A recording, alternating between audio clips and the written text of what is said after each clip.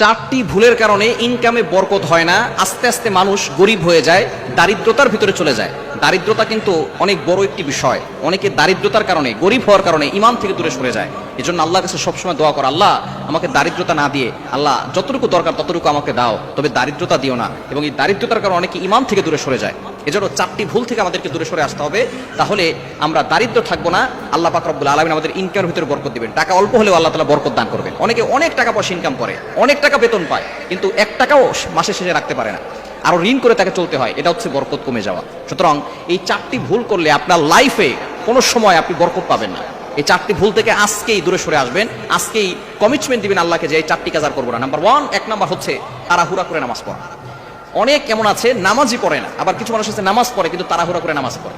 আল্লাহ তাআলাকে ব্যস্ততা দেখায়। আপনি কার সামনে দাঁড়িয়ে কাকে ব্যস্ততা দেখাচ্ছেন? তাড়াহুড়া করে নামাজ পড়ছেন। যখন কোনো মানুষ নামাজ পড়ে তখন সে আল্লাহর সামনে দাঁড়িয়ে যায়। নবীজি সাল্লাল্লাহু আলাইহি ওয়াসাল্লাম জানিয়ে দিয়েছেন, আস-সালাতু মিরাজুল মুমিন, নামাজ হচ্ছে মুমিনদের জন্য মেরাজ। আপনি যখন বলছেন আলহামদুলিল্লাহি রাব্বিল আলামিন, all praise is due to Allah, সমস্ত প্রশংসা আল্লাহর জন্য, সাথে সাথে আল্লাহ বলছেন হামিদানি আবদি, my servant is praising me, আমার বান্দা আমার প্রশংসা করছে। সহিহ মুসলিম শরীফের হাদিস। সুতরাং আল্লাহ বান্দার সাথে কথা বলে নামাজের ভিতরে। সুতরাং 1 নাম্বার হচ্ছে নামাজে তাড়াহুড়া করবেন না। 2 নাম্বার হচ্ছে আপনি দাঁড়িয়ে পেশাব করবেন না। যারা দাঁড়িয়ে পেশাব করে আল্লাহ পাক রব্বুল আলামিন তাদের ইনকামে বরকত কমিয়ে দেন, রিজিকে বরকত কমিয়ে দেন। তারা আস্তে আস্তে দারিদ্র হয়ে যায়, গরিব হয়ে যায়, তাদের রিজিকে কোনো বরকত থাকে না। এজন্য দাঁড়িয়ে পেশাব করবেন না।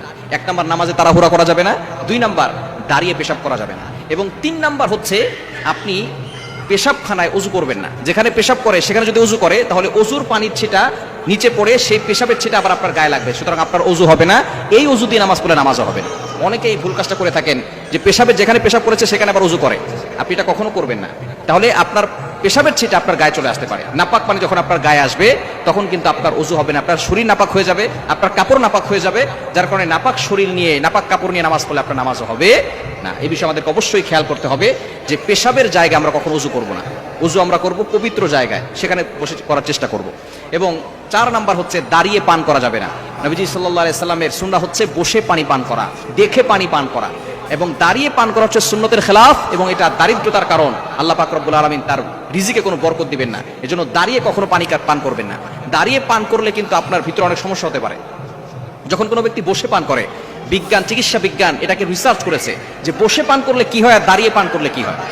যখন কোনো ব্যক্তি দাঁড়িয়ে পানি পান করে, দাঁড়িয়ে পান করতে করতে এই পানিটা সরাসরি তার নিচে যায়, এবং যার কারণে আস্তে আস্তে পানি বারবার এভাবে দাঁড়িয়ে পান করার কারণে নিচে সেখানে ছিদ্র হয়ে যাওয়ার সম্ভাবনা থাকে।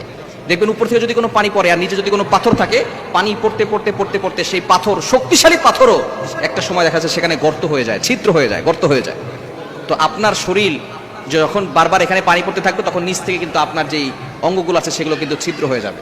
এজন্য এটা যখন আপনি বসে বসে পান করবেন তখন এটা রিল্যাক্সে আপনার ভিতরে চলে যাবে, আস্তে আস্তে আপনার ভিতরে পানি প্রবেশ করবে, তখন আপনার শরীর সুস্থ থাকবে। দেখুন সুন্নতের ভিতরে কতটা বরকত রয়েছে। এজন্য দাঁড়িয়ে পানি পান করবেন না, আপনি বসে পান করবেন। এটাই হচ্ছে রাসূলুল্লাহ সাল্লাল্লাহু আলাইহি ওয়াসাল্লামের সুন্নাহ। দাঁড়িয়ে পানি পান করলে আপনার রিজিকে কোনো বরকত থাকবে না, ইনকামে কোনো বরকত থাকবে না। এজন্য অবশ্যই আমরা এই 4টি ভুল কাজ থেকে দূরে সরে আসবো, তাহলে আল্লাহ তাআলা রিজিকের ভিতরে বরকত